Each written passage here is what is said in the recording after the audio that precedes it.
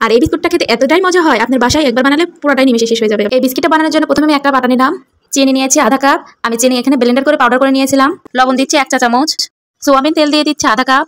এখন নেড়ে চেড়ে মিশিয়ে নিব হ্যান্ড উইচ দিয়ে। এখন আমি হাত দিয়ে আটা ড্রো বানিয়ে নিব। আমি আটা ড্রো বানাতে কোনো পানি ব্যবহার করব না, আমি 5 মিনিটের জন্য ঢেকে রেখে দিব। এখানে আমি বড় প্লেট নিয়েছি, প্লেটে আমি আগে থেকে তেল ব্রাশ করে নিয়েছিলাম। আমি আগে থেকে পেপার কেটে রেখেছিলাম, এখন দিয়ে দিচ্ছি। এর মধ্যে 5 মিনিট হয়ে গেছে, আমি এখন অল্প অল্প করে ড্রো নিয়ে বিস্কুটটা বানিয়ে নিব। আপনারা চাইলে যে কোনো শেপে এই বিস্কুটটা বানিয়ে নিতে পারেন। আমি গোল আকৃতি দিয়েছি, এখন একটা কাঁটা চামচ দিয়ে আমি ডিজাইন করে নিব। আপনারা অন্যভাবে ডিজাইন করে নিতে পারেন। এখন আমি চলে যাবো চুলাতে আগে আমি প্যান বসিয়ে কিছুক্ষণ জাল করে নিয়েছি। এখন আমি প্লেটটা দিয়ে দিব, এখন ঢাকনা দিয়ে ঢেকে দিব। আমি মিডিয়াম হিটে 25 মিনিটের মতো জাল করে নিব। 25 মিনিট পর ঢাকনাটা খুলে দিলাম।